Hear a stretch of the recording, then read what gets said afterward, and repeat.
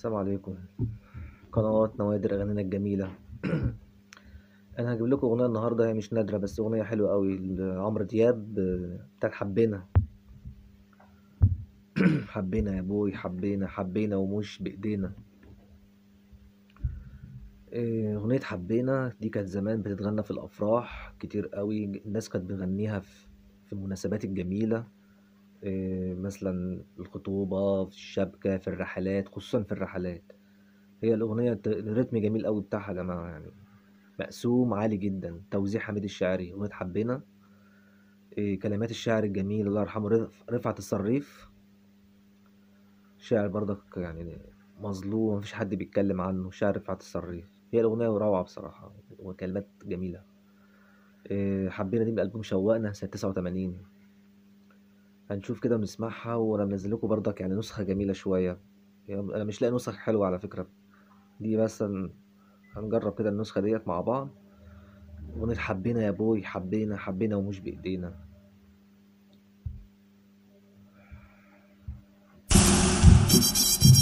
حبينا حبينا حبينا حبينا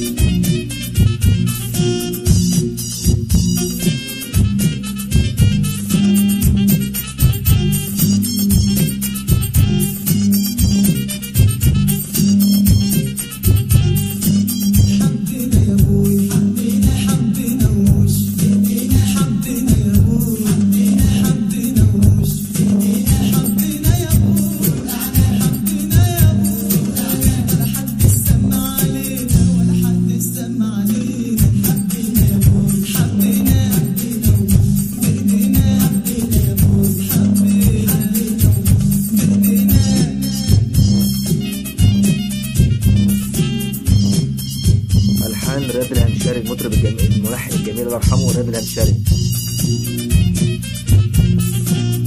أغنية حكاية تفكرنا بالزمن الجميل.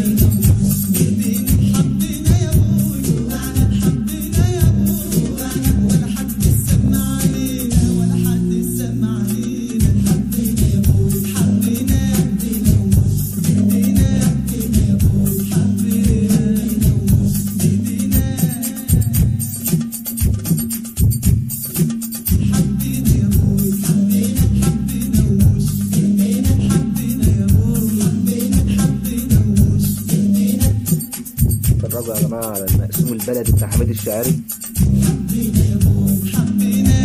كانت حاجة جديدة، حميد الشاعري كان يدخل المزمار كده في ألبومات عمرو دياب. هي أغنية حكاية بصراحة،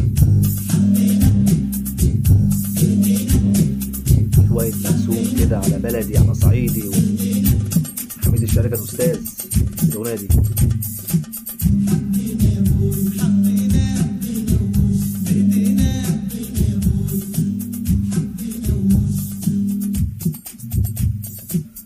أغنية حبينا يا بوي، حبينا ومش بإيدينا، دي أغنية بتفكرنا بالزمن الجميل برضك.